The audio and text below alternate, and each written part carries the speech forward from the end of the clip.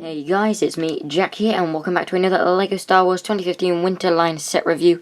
Today we have the final of the 4 battle packs. We have Shadow Troopers, the Shadow Troopers battle pack, which is set number 75079 for ages 6 to 12. It has 95 pieces and retails for $11.99 here in the UK, which will get you 23 VIP points to get money off in the LEGO store if you are a LEGO Club VIP member. So this is a set. It's quite a small speeder thing with 4 really nice minifigures, 2 different kinds of minifigures, but we'll get into more detail on that and the set in the close-up, so let's go start that right now. Okay guys, so the first minifigure we have here is the Shadow Trooper, which is basically a Stormtrooper, but with slightly different prints in areas and in a dark chrome grey kind of colour. And so we'll get into more detail on that. On the torso, the chest plate is the same print as the old Stormtrooper, and the belt I think might be the same too, but it has like the light grey line just in here, which is a difference. The arms there are no printing, which isn't much of a surprise, because LEGO don't very often print on arms. On the back is just a simple Stormtrooper design, again with light grey outlines, I guess, which could show a shine. They do, I suppose, have that effect a little bit. If that's what LEGO were going for, then I suppose they could have done a bit of a better job. On the helmet, it is the same Stormtrooper visor and eyes and breathers down the sides and stuff as well. But then there is this light grey thing around where the face would be. And there is a pale blue, some pale blue markings on there as well. On the legs, if I just move the gun to the side a little bit, so we can get a better view of those legs.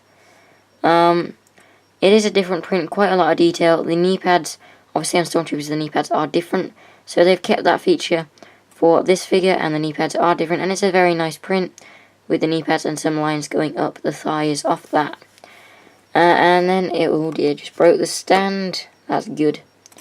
And then it just comes with the new stud launching blaster, which you do get a load more studs for, because obviously you could use them, lose them, not use them.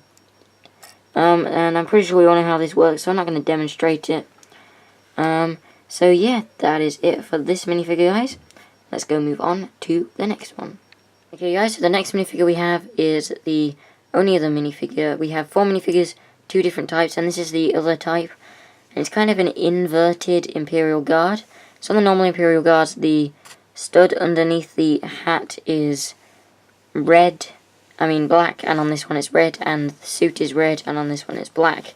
Other than that though, it's the exact same, and it's kind of nice to see this.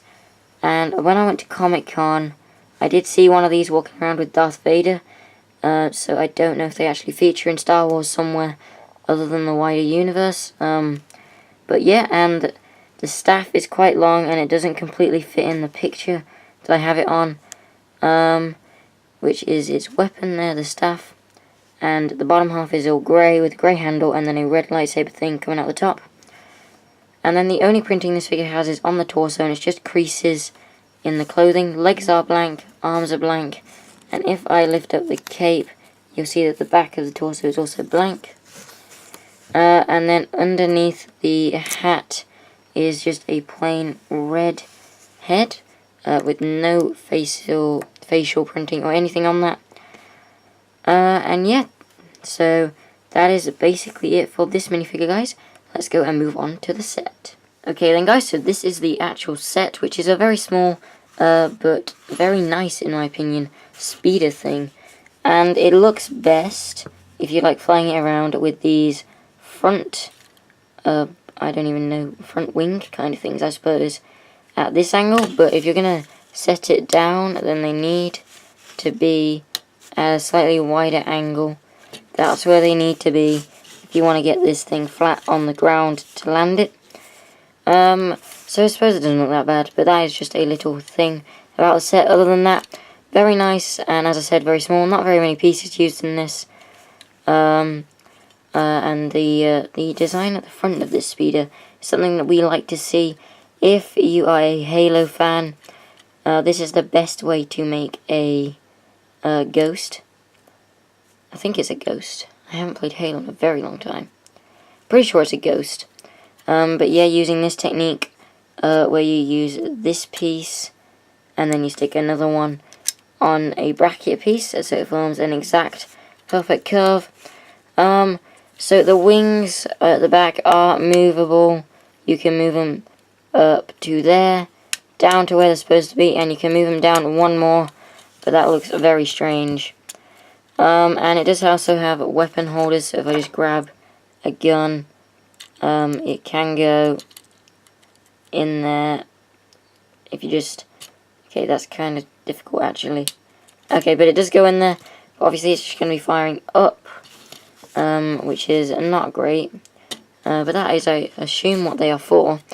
And then on the underside you will just see that it comes with 2 flick-fire missiles that don't go a great distance, but I will just demonstrate them now.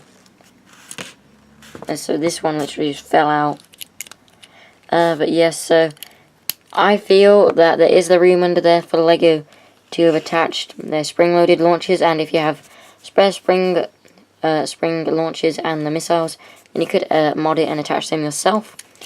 And then very little detail, no stickers or anything, which is a good thing. And then just these trans red grills here, which I guess could represent engines. So yeah, that is basically it. So let's go and conclude the video. Okay guys, so that was it for this review.